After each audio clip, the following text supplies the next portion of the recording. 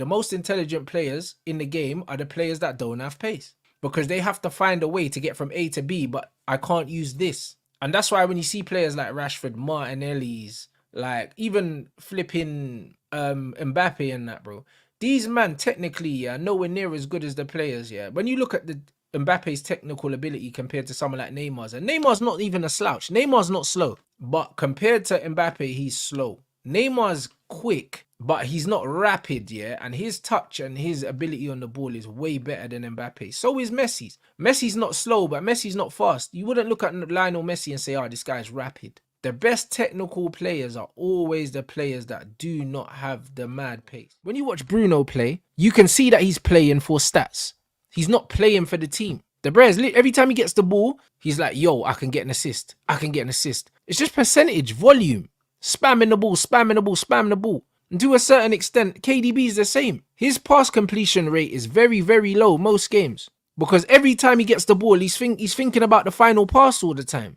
You're not thinking about the team. And it works for Man City because he's got loads of other people around him to make up for the fact that most of the time he gets the ball, he's going to give it away. But then he'll score a great goal and then it's a highlight thing. That's what it is. So he'll finish the game with 56% possession, yeah, and a goal and 2 assists and man of the match. Fuck me, bro. Do you know what I mean? Bro, imagine if you were quarterback in American football, yeah, was fucking turning the ball over 56% of the time. That's crazy. Man ain't being able to make up no ground, you know, because the quarterback's just throwing it to the other team every time. That shit don't make no sense, bro. You wouldn't be the starting quarterback for long. You wouldn't be. And this is exactly what it is, bro. When I'm watching Mahomes to Kelsey 11 from 11 and that, bro. That's why man's in the GOAT conversation. Imagine if you're a quarterback.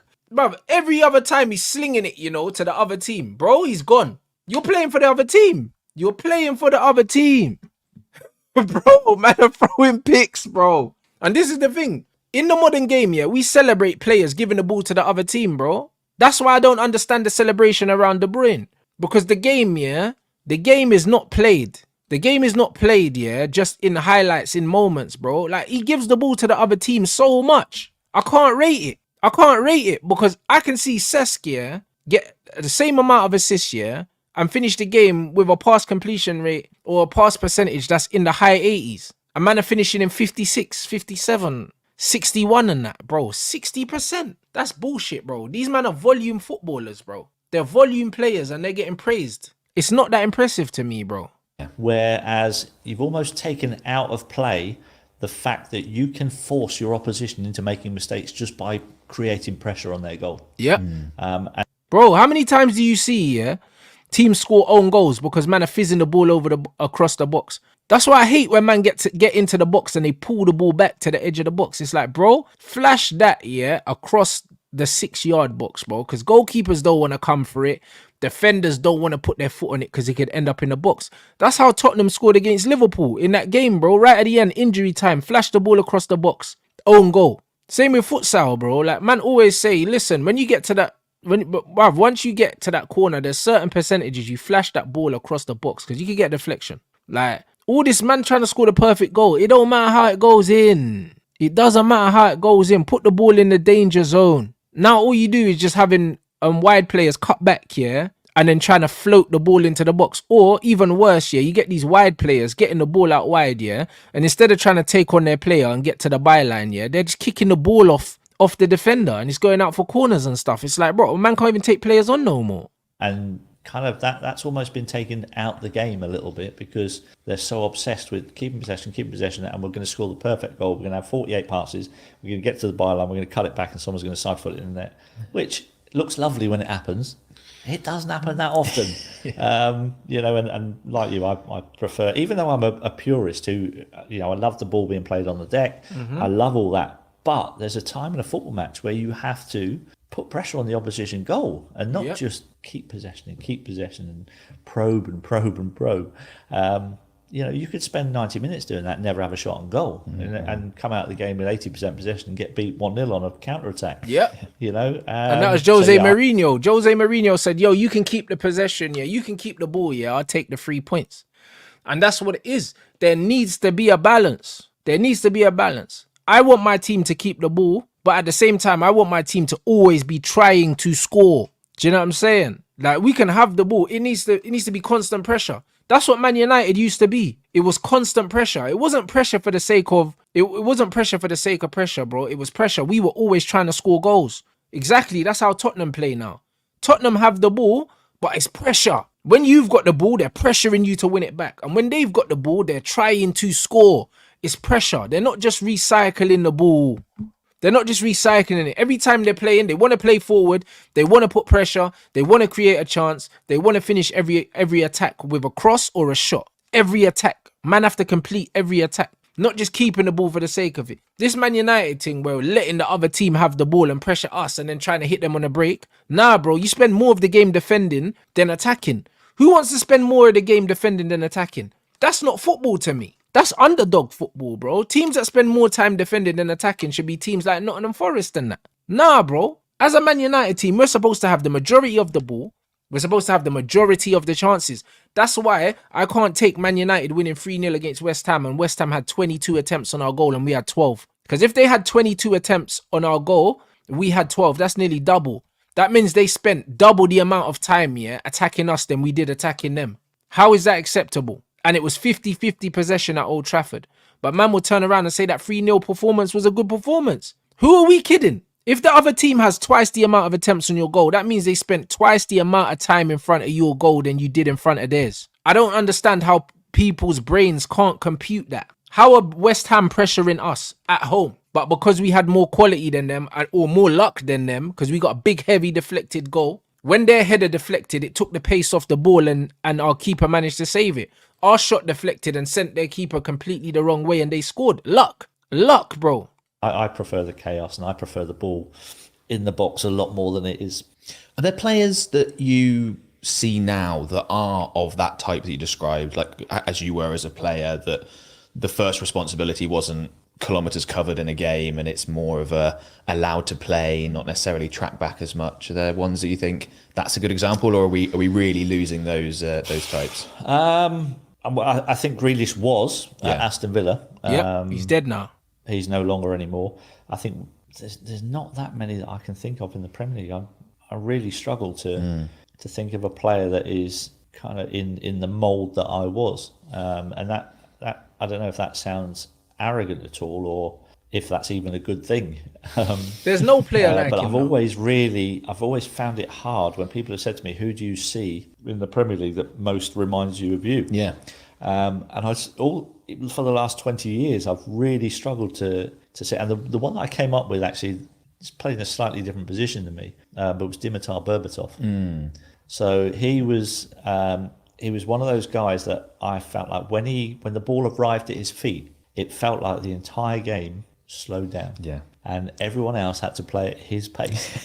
And that's a real art. There's a real skill to that. And I felt like he was the one person that I looked at and thought, okay, I see a bit of a similarity there. You know, neither of us were blessed with great pace, but we were blessed with a great first touch and a great ability to see a pass and to score a goal. Proper footballers. And that's exactly what it is, bro. Proper ballers, bro. Like, and this is why, all these pace merchants, like, bro, you gotta understand, whatever tool that you're best gifted with, at the time, there's always gonna be something that takes a back seat, bro. The reason why, Lukaku's touch and all these things are dead is because he's gotten through his whole life with just using brute force.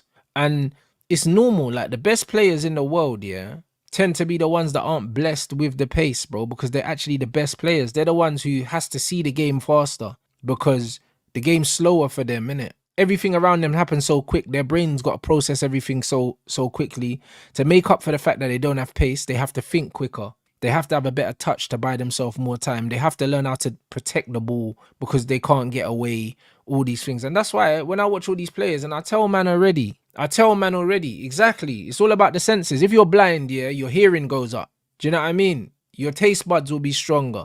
And that's just what it is. And vice versa, like, do you know what I'm saying? It's just one of them ones where your senses just make up for it. And the thing is, the most intelligent players in the game are the players that don't have pace. Because they have to find a way to get from A to B, but I can't use this. And that's why when you see players like Rashford, Martinelli's, Like even flipping Mbappe and that, bro.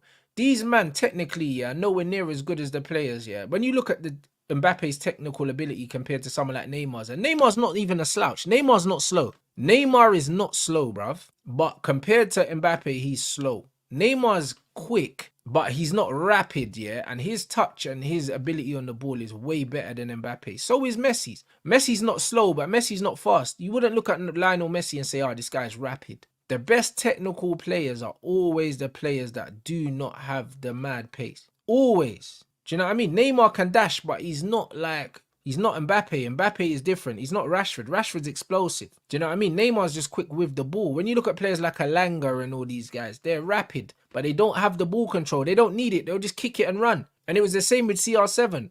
Everyone was talking about CR7, yeah, like he was mad techie and that. He wasn't, bro. He used to do step overs in front of people, kick the ball and run past them. You see now he's lost his pace. His first touch evaporated because he never really had a great first touch. But because he was so quick, the ball would kind of bounce off him and he would still catch it. So it looks like man's control's wavy, but really it's just that man's super fast. That's just all it is. All of a sudden, yeah, the first touch weren't there no more, bro. As soon as the pace went. The same thing will happen to Mbappe. As soon as the pace goes, you'll realize, yeah, that man's first touch is stinky. Erling Haaland's first touch is stinky, but he gets away with it because he's quick. And also he's quite tall, so he's got long legs. Henry was an exception. He was technical. He didn't have like the Velcro close control, but he was techie though. Henry was technical. He was one of the few players that had mad pace that was mad technical. One of the few. Do you know what I'm saying? And that's something that he developed in his game. Do you know what I'm saying? And also because he started playing out wide, he had that dribbling ability anyway. And that's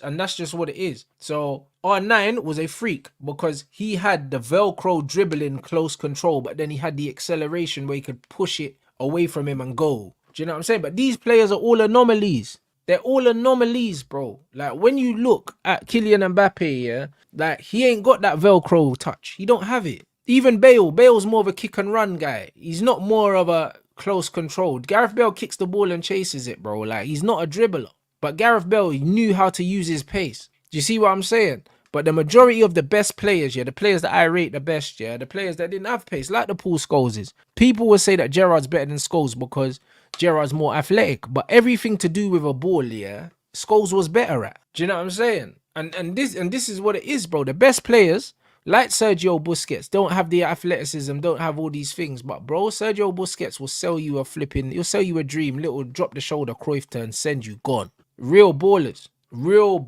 bro. Do you know what I'm saying? And even man saying Robinho was quick. Them man are quick with the ball. They're quick with the ball. Like without the ball, he wasn't mad quick. You know what's crazy, yeah? People think that players that are quick with the ball are quick. But a lot of the time, when they're running without the ball, they get caught. Like Bear you man thought that Garnacho had pace. He ain't got no pace. It's just that he's quick with the ball, bro. He runs at the same pace with the ball than without the ball. So it looks like he's quick, but he's not quick. He's not quick at all. Same with Eden Hazard. He was quick with the ball, yeah. But if you played him a through ball, yeah, he's not flying away from players like that. Do you know? He's just got that acceleration. That's just all it is, bro. And in football, you only need acceleration over 5 yards. That's all you need is enough to get away from people. Most footballers over like 20 meters, they're not as quick as you think they are. Do you know what I'm saying? It's all about having pace with the ball at your feet. So when you look at the modern game now, there's not many ballers that I actually rate. There's not many, bro, like that I actually enjoy watching. Most of these men they're trash.